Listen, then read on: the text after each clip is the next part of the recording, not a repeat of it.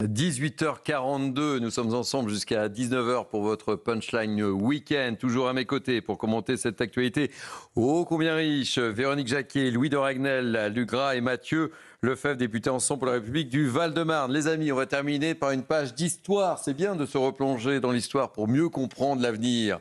Quelle belle phrase, incroyable. C'est pas la première fois, évidemment, qu'il y a une motion de censure qui aboutit sous la Ve République. Je parle sous la gouverne de spécialistes, évidemment. Enfin, c'est quand même que la deuxième fois. Hein. Oui, quand même. Non, mais c'est la deuxième fois. Pas beaucoup non plus. Non, c'est pas beaucoup non plus. Mais c'est bien de rappeler l'histoire. Le 5 octobre 62, une motion de censure faisait tomber le gouvernement Pompidou. Et le 20 septembre 62, le général de Gaulle annonce que le président de la République sera dorénavant élu au suffrage universel. Une décision qu'il décide de soumettre à l'approbation des Français par voie de référendum. On écoute le général.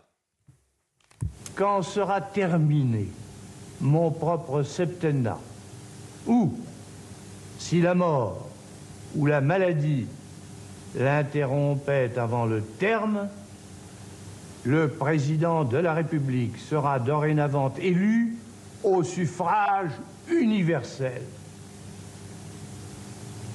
Par quelle voie ? Sur ce sujet qui touche tous les Français, par quelle voie convient-il que le pays exprime sa décision? Je réponds, par la plus démocratique, par la voie du référendum. C'est aussi la plus justifiée. J'aime bien, moi, quand on évoque l'histoire, pour essayer de comprendre et tirer des enseignements à Louis de Ragnel.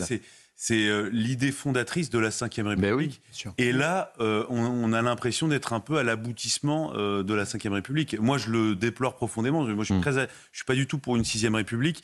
Et je trouve que ce sont les hommes qui ont dénaturé l'institution. C'est pas l'institution en elle-même qui est à bout de souffle. Le paradoxe dans cette histoire, c'est que la Ve République permettrait, plus que dans d'autres systèmes, je pense, de répondre justement à la crise politique et à la crise du moment. Le problème, c'est qu'on a tellement poussé cette institution de la Ve dans tout ce qu'elle a de plus exceptionnel, maintenant que tout est dénaturé.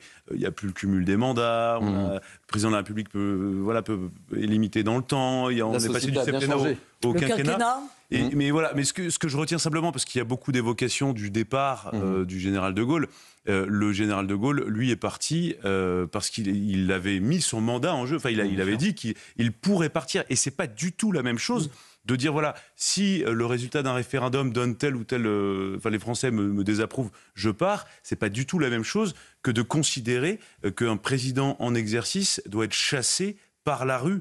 Et c'est de ça dont il est question. Et vous avez raison. Et je trouve que c'est extrêmement dangereux.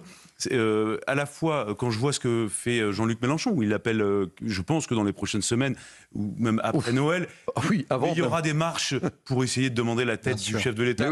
Et je trouve ça gravissime. Mais de l'autre côté, pour éviter ça, ça engage aussi la responsabilité d'Emmanuel Macron. Et il n'est pas question, en fait, de la personne d'Emmanuel Macron. Il est question de la Ve République, de la stabilité du pays. Et il faut qu'Emmanuel Macron, le chef de l'État, ait conscience que la question de son départ ou de son maintien le dépasse complètement. Bien sûr. Il n'est pas question que de lui. Et je termine simplement d'un mot. Toutes les personnes qui poussent au départ du président, puisqu'on l'entend beaucoup maintenant, il faut aussi qu'elles aient en tête le fait que si demain ces personnes aspirent à être président ou présidente de la République, si 2 mois après leur élection, les Français disent « Ah bah finalement on n'en veut plus, on veut changer », comment réagiront-ils ? Véronique Jacquier, Luc Gras, et on terminera avec oui, pour compléter Mathieu Lefebvre. Ce que vient de dire Louis de Ragnel, je trouve effectivement très délétère d'instiller cette petite musique de destitution, comme si ça faisait partie de la 5e, parce que le général de Gaulle était parti. Effectivement, il est parti de lui-même. Et vous imaginez bien, si on commence à mettre dans la tête des gens qu'on peut changer de président comme ça, en le bousculant un petit peu et en lui montrant la porte de la sortie, le prochain va faire 3 mois, parce que de toute façon, on ne le trouvera jamais assez bien. Et on oubliera juste qu'on l'a légitimé avec des élections. Donc là, on a le sentiment qu'on arrive au bout du bout de la Ve République parce qu'on l'a tordue dans tous les sens et qu'elle a été extrêmement maltraitée et que cette constitution, selon moi, elle a été faite pour de grands hommes et les habits sont peut-être trop grands pour les hommes d'aujourd'hui, notamment en termes de moralité.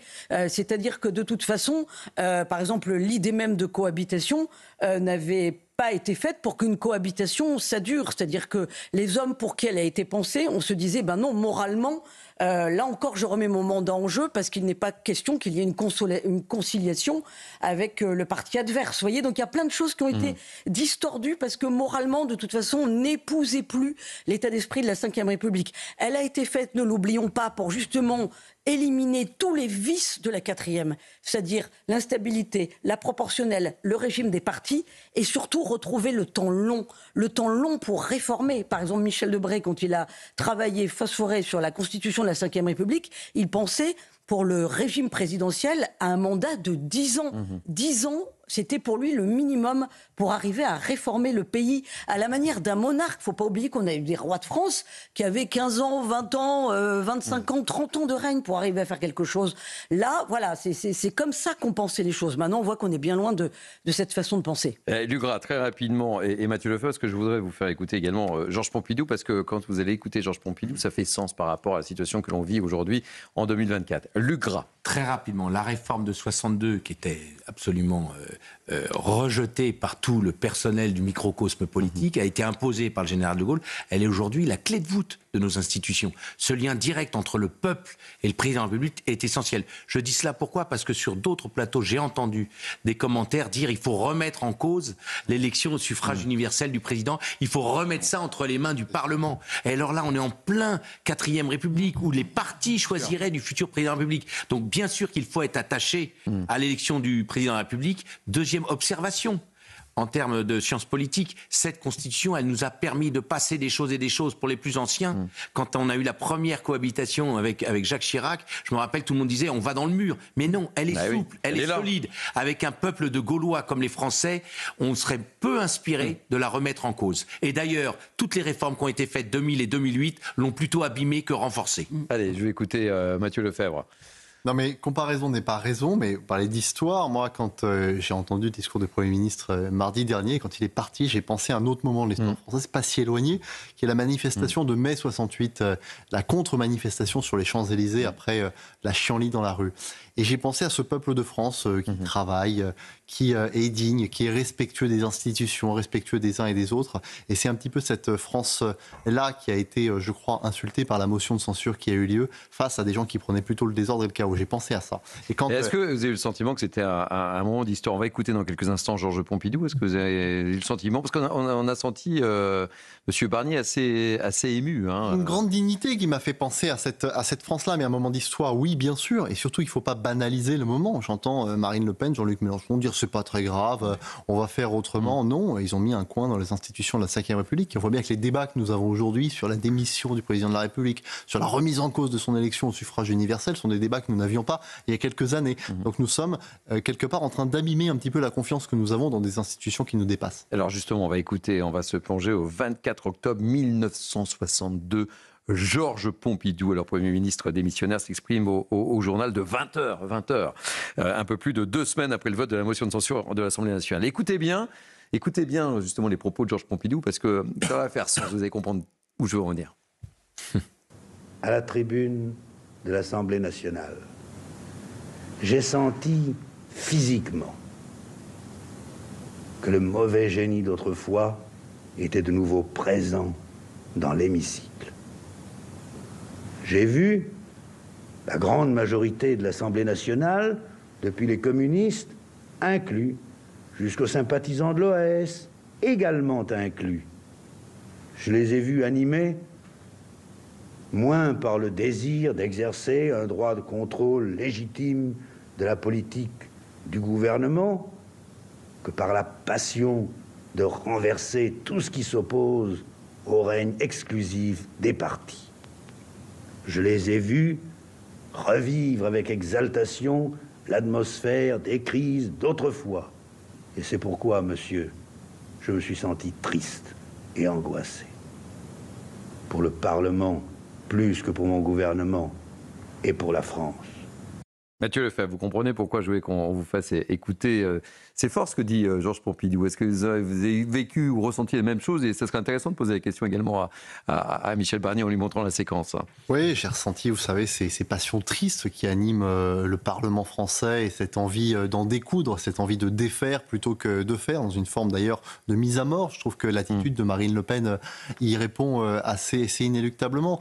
Et en effet, il y a ça chez les parlementaires français, mais le problème c'est que ceux qui rêvent de défaire ne proposent jamais de faire. Belle formule. Louis de Ragnel. Fort ce que dit Georges Pompidou. C'est intéressant de s'en plonger. Fort, et puis c'est le choix de mots extrêmement précis. C'est une autre époque. Beaucoup plus calmement, doucement. Chaque mot, il y a très peu d'adverbes. Enfin, c'est du français incroyable. Et puis voilà, qui dit quelque chose. L'immense différence entre cette époque-là et aujourd'hui, c'est qu'à l'issue du renversement du gouvernement, c'était pas l'instabilité, le chaos total, c'est reparti après. Et là, aujourd'hui, je doute fort qu'on puisse faire un parallèle avec ce qui s'en est suivi après le renversement du gouvernement de Georges Pompidou et ce qui va se passer dans les prochaines semaines. Je crains que vous ayez raison, Louis de Ragnel. Je le pense. Luc Gras. 2 mots. C'est vrai que le monde politique a considérablement changé, sans faire injure à Mathieu Lefebvre qui est avec nous, mais c'est vrai, les mots de Georges Pompidou sont ciselés. C'est un normalien. C'est un normalien. Mais c'est vrai que c'est l'occasion, à côté de ce très grand homme que fut le général de Gaulle, de rendre hommage à Pompidou, parce que c'était quand même un homme politique d'une très grande mesure, et comme il était évidemment l'héritier de De Gaulle, on en parle moins, mais c'est quand même l'occasion. L'autre chose, c'est que, qu'est-ce qu'il dit derrière tout ça? C'est que cette alliance des contraires que nous avons eu, auquel nous avons assisté, c'est carrément le régime des partis, c'est le système des partis, et donc c'est tout ce dont justement le général de Gaulle a pourfendu. Il s'est battu contre cela pour que le pays puisse avoir une relation directe entre ses électeurs et le président de la République. Si le président de la République faute, on peut le sanctionner, mais dans le cadre d'un système institutionnel. On n'est pas là dans le régime des combines et des copains. Très rapidement, 2 mots de conclusion. Oui, Véronique Jacquier. La conclusion, les jolis mots de Georges Pompidou qui dit « Je vois poindre le mauvais génie d'autrefois ». Et quand il parle de mauvais génie d'autrefois, il parle effectivement du régime des partis qui a instauré quelque chose à l'époque de complètement délétère. Et quand certains veulent instituer la 6e République, mais la 6e République, et là, évidemment, ça concerne la France insoumise, c'est par essence le retour à la 4e. Ça ne peut être que ça. Et quand vous lisez d'ailleurs leur pré-programme, ça ne peut être que ça. Donc là encore, c'est complètement délétère. Et on revient encore une fois au mauvais génie d'autrefois. Donc il n'y a rien de mieux que la 5e. Allez, ça sera le mot de la fin de Véronique Jacquier. Merci les amis de m'avoir accompagné. Merci pour votre très grande fidélité, ça nous fait très plaisir. Merci à l'équipe qui m'a entouré pour préparer cette émission. Le fidèle David Poujol, David Brunet, Samuel Vasselin, Quentin Perrault, Clara Bouvier-Desnos, Maureen Vidal pour l'info évidemment. Merci à la programmation, merci aux équipes en régie. À la réalisation, c'était Jean-Marc Lelouch. La vidéo, c'était Dominique Raymond. Au son, c'était Jean-François Couvelard. Vos prochains rendez-vous sur nos 2 antennes, sur Europe 1, l'ami Pascal de la Tour du Pain, et sur CNews, le trio de choc, Philippe de Villiers, Elliott Deval et Geoffroy Lejeune. Belle soirée, bye bye.